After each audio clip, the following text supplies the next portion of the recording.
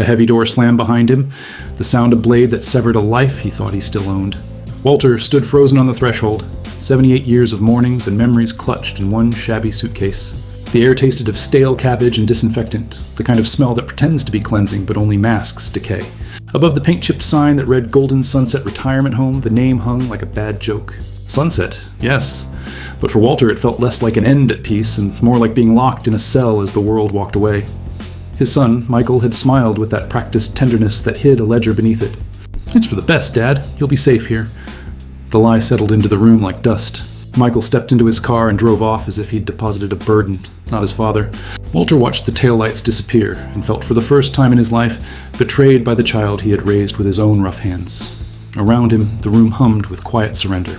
Residents slumped in wheelchairs, staring at nothing. Eyes washed out by boredom or resignation, a nurse passed, her expression neutral, and ignored a call bell that had been ringing for minutes. This wasn't care, it was storage. Walter felt the word like an accusation. Stored away, processed, billed. The truth landed like a punch. He hadn't been placed here for safety. He'd been traded. His pension, his money, had a new owner. The realization made his knees weak, but it lit something else. Not the hot, foolish anger of a broken man, but a slow, cold spark of calculation. Michael had underestimated him. Walter was not merely aging flesh. He was a retired accountant. He knew how to read numbers the way others read faces. He knew where systems creak and paperwork bends. As a young orderly wheeled him down the corridor to a tiny room with a lumpy mattress and a window that looked at brick, Walter felt a small, fierce fire grow inside him. It was not the kind of fire that destroys with flames. It was the kind that burns through lies and paper, that exposes the rot beneath polished names and glossy brochures. If they wanted to bury him, he would become the tremor that split their foundation. What do you do when the one who promised to protect you becomes the architect of your undoing? Do you fold quietly and let the world press you flat, or do you gather the pieces and sharpen them into a weapon? This is the story of Walter, left for dead, but far from finished. It began with that slammed door and the whispered promise he made in the dark. He would not die here. He would whisper, he would listen, he would wait. He would start a revolution from inside the silence. If you want to see how a quiet man turns paperwork into a reckoning, subscribe to Payback Stories. Don't look away. The real horror is not what they do to the body, but what they do to the soul when the lights go out. 6 months earlier, Walter's world was a different story. Warm, orderly, alive. He still woke early, made coffee for two out of habit, and sat by the kitchen window that caught the sunrise, just the way his late wife Margaret loved it. Their home was more than walls. It was a museum of quiet joy, her laughter in the wallpaper, her scent in the garden, her touch in every folded blanket. Then Michael started visiting. At first it felt like love rediscovered. His son, always busy, now showing up with groceries and that gentle, practiced smile. "Dad, the stairs are steep. What if you fall? You shouldn't be alone." His voice dripped with concern, and Walter wanted to believe it was real. He wanted to believe his boy cared. Soon came the brochures. Glossy paper, smiling faces, people his age playing chess under sunlight that looked too golden to be real. "Look at this one, Dad. Silver Grove, great staff, safe environment. You'll love it." Walter had read numbers all his life. He could spot a sales pitch from a mile away. Still, he wanted to trust. The conversation started circling around money.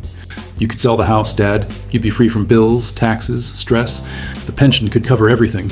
Always back to the money. It was subtle at first, but repetition has weight. Every visit chipped away at Walter's certainty. Then came the story. Michael claimed he'd spoken to Walter's doctor. "He's worried about your memory, Dad. It's not safe for you to live alone anymore." The words froze Walter's blood. Forgetful? Unsafe?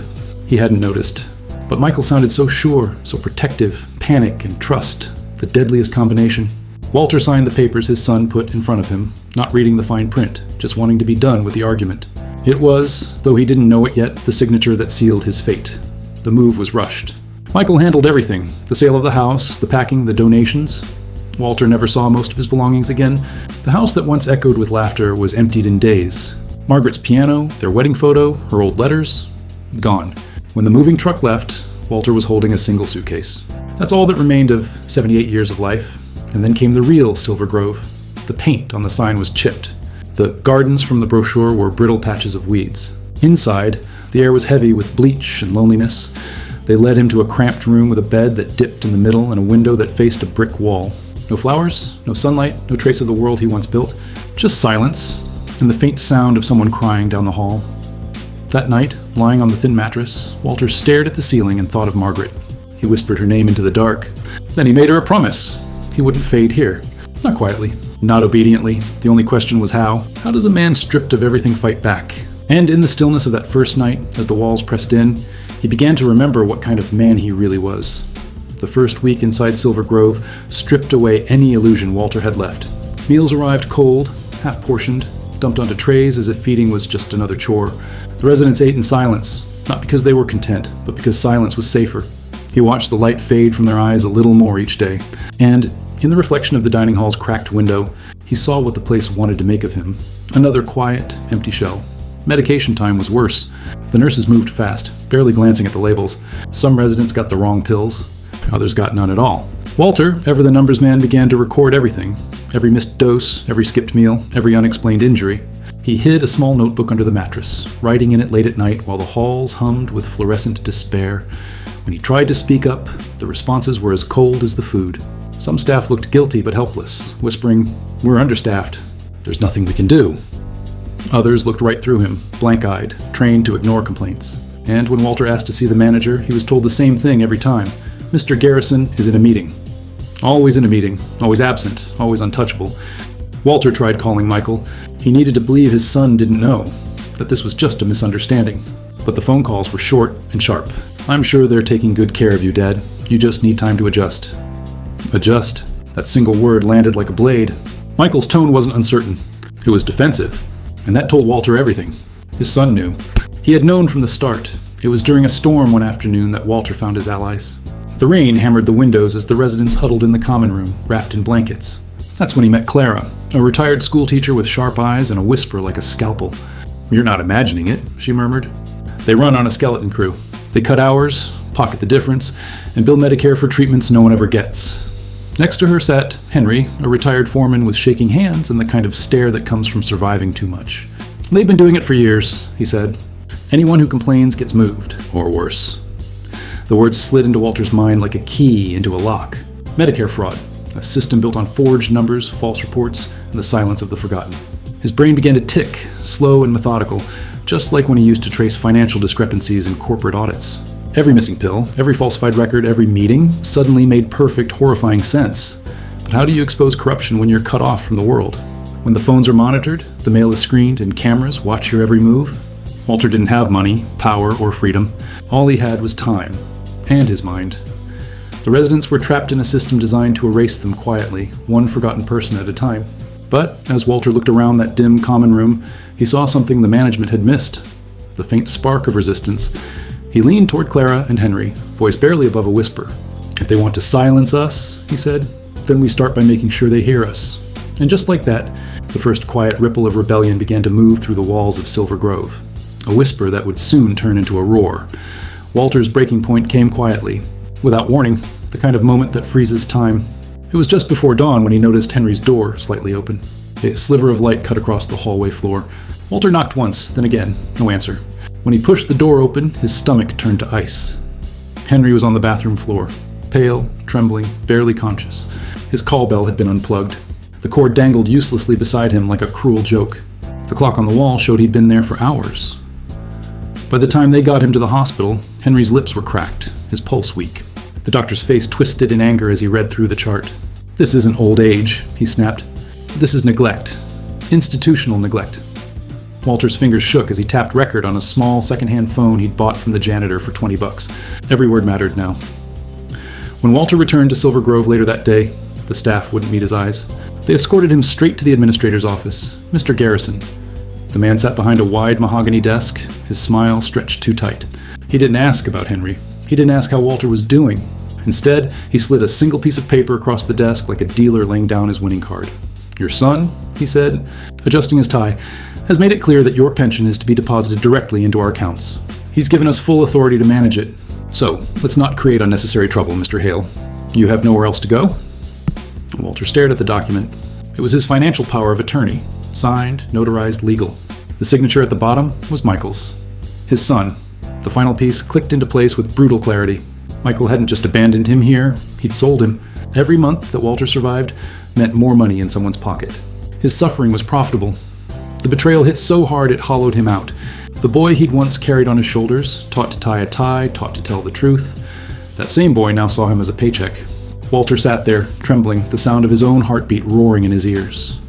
That night, he gathered Clara and a few others in the laundry room where the hum of the machines drowned out their voices. He opened his notebook, pages filled with dates, notes, and proof. Missed medications. Spoiled food. The doctor's recorded words? It wasn't just outrage anymore. It was evidence. And for the first time, the residents didn't look defeated. They looked alive. But Silver Grove was watching. Someone had talked. Or maybe Garrison simply knew how to smell defiance. The next morning, Walter was transferred to the far wing. A colder, darker hall known as the Quiet Rooms. Isolation, they called it. Punishment, in truth. They thought it would break him. That the silence, the loneliness, the loss of allies would crush his will. But they were wrong. Sitting alone in that narrow room, under the hum of the flickering light, Walter began to write, not a complaint. Not another note for his journal. This was something different, sharper, deliberate. It was the first draft of his declaration of war. The plan that took shape in Walter's mind was reckless, impossible, and perfect. A class action lawsuit. Not a complaint, not a plea, but a full-blown legal war against Silver Grove for neglect and Medicare fraud. For men and women stripped of power, it was the wildest idea imaginable. They had no money, no freedom, no access to the outside world. But what they did have was Walter's precision, Clara's sharp memory, and a cause that burned hotter than fear. The spark came from a memory, a name, Sarah Cho. Years ago, Walter had helped her settle her father's estate after his death. She'd been young, determined, and righteous in a way most lawyers lose over time. He hadn't spoken to her in years, but he still remembered her promise. If you ever need help, Walter, you call me. People like you kept people like my dad from getting swallowed by the system. It was a gamble, but it was all he had. Walter wrote a letter, short, coded, careful. He described the neglect, the falsified billing, the residents too scared to speak. Then he paid a favor forward. The same janitor who once sold him that cheap phone agreed to slip the letter into the outgoing mail. One envelope against an entire institution. Weeks passed in silence, and then one morning the front desk buzzed with gossip. A woman in a sharp gray suit was waiting in the lobby, demanding to see Mr. Walter Hale. Sarah had come. She'd read his letter, every desperate, furious word, and what she saw broke her heart. She promised him they'd fight on contingency. No cost, no retreat. They had their champion. That night, Silver Grove came alive in whispers and resolve. The residents called themselves the Grove Guardians. It started as a joke, old soldiers in cardigans, but it grew into something real. Clara became the archivist, collecting testimonies from the clearest minds. Henry, still recovering in the hospital, documented his injuries, his fall, the missing medical records. Walter was the brain. Sarah sent him copies of Medicare billing codes, and with shaking hands and an old accountant's instinct, he cross-checked them against the facility's daily logs he'd stolen from the trash. The results made his blood run cold. Silver Grove was billing for therapy sessions that never happened, for medications never dispensed, for gourmet meals that residents had never seen. Millions in fraud, hidden behind the faces of the forgotten. They became ghosts inside their own prison. Cameras watched, but they moved carefully, deliberately. Walter taught them to take photos with old disposable cameras Sarah had mailed disguised as family gifts. Moldy food, untreated wounds, filthy bedding, all captured, time-stamped, hidden away in the false bottom of a dresser drawer. Every creak of the floorboards, every footstep in the hall felt like a countdown. Garrison had grown suspicious. Random room checks became daily raids. Files vanished from desks. The janitor who'd helped Walter disappeared overnight. Fear crept through the halls like gas, invisible, suffocating. Then came the day Sarah returned, this time with papers in hand. The official filing. A lawsuit bearing the name Hale vs. Silver Grove Care Facility. She didn't mail it. She didn't call. She walked through the front doors, heels echoing against the tile, and handed the envelope directly to Mr. Garrison. Witnesses said his face drained of color, then turned red. Shock and fury waged war in his expression. He knew what this meant. Exposure, audits, investigations. The cracks in his empire had finally split open. From the corner of the hallway, Walter watched as the man tried to keep his composure. Their eyes met for a fraction of a second. Predator and prey switching places. The battle lines had been drawn. The lawsuit was no longer a secret. It was a ticking bomb, and Walter knew the explosion was coming. The only question now was, how far would Silver Grove go to silence them before the truth came out?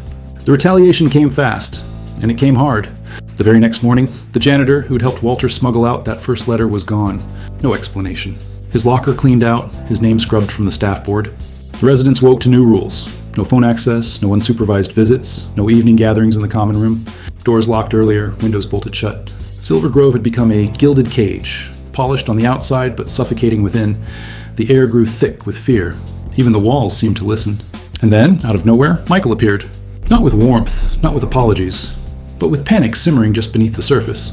He barged into Walter's room, his voice sharp and desperate. "Dad, what the hell did you do? You're going to ruin me. Do you have any idea how much this lawsuit is costing? The legal fees alone could bankrupt me." That was the moment the final veil fell away. Walter saw it all, plain as daylight. His son wasn't just complicit, he was part of it. The convenient signatures, the direct deposits, the smug confidence, they all fit together now. Michael wasn't a bystander. He was a partner in the scheme, taking a cut from the very people who had stolen his father's dignity. Walter stood, his face calm, his voice low but razor sharp. "You should have left me in my home, Michael. You picked the wrong man to betray." The words hung between them, colder than the concrete floor. Then came the spark that turned their quiet rebellion into a wildfire. The story broke in the press. Seniors fight back against neglectful home. Headlines screamed. Cameras showed faces the world had forgotten.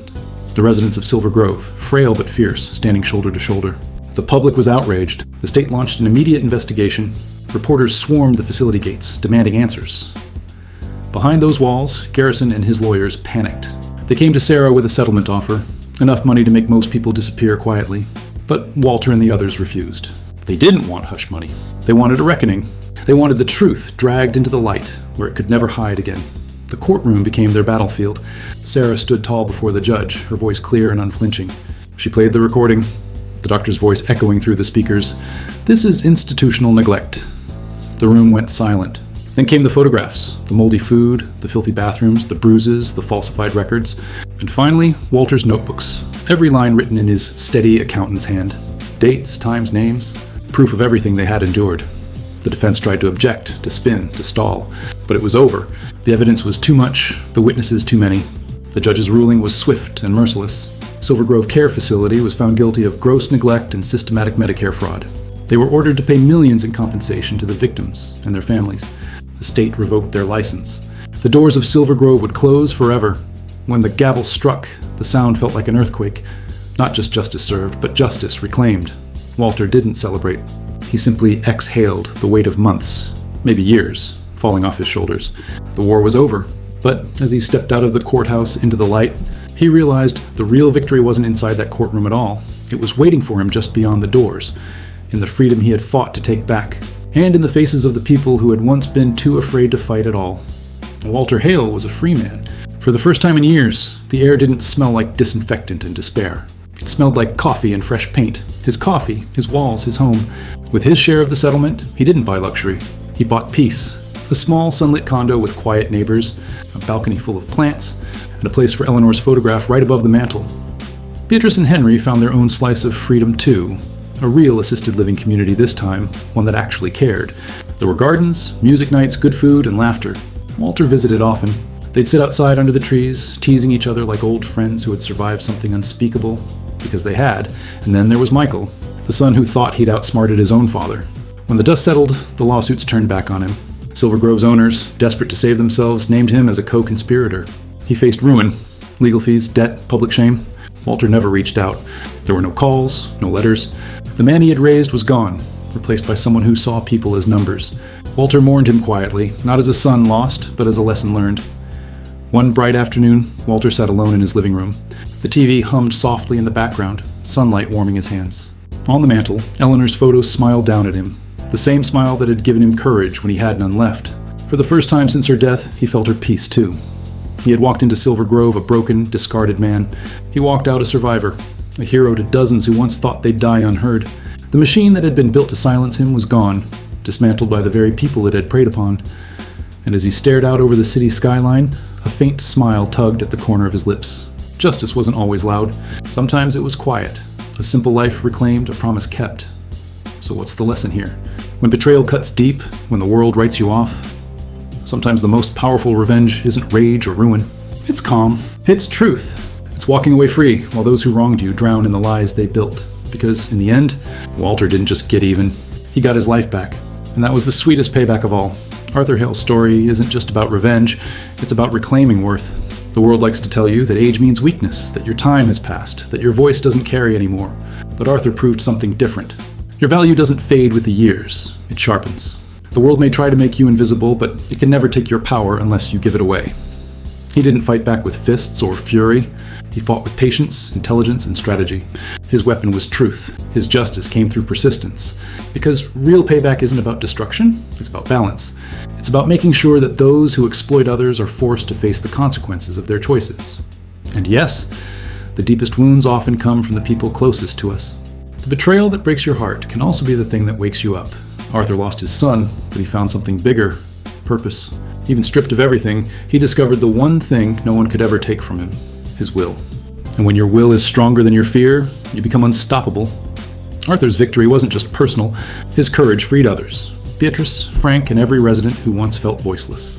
The ripple effect of one man's defiance reshaped lives, exposed corruption, and reminded the world that even the forgotten can rise. So, the next time you feel powerless, think of him.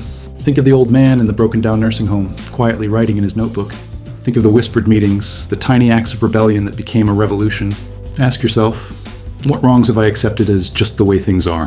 What small act of defiance can I make today that could tip the scales toward justice? Because payback isn't always loud. Sometimes it's the slow, deliberate turning of the tide, the quiet, methodical sound of truth finally being heard. This has been Payback Stories.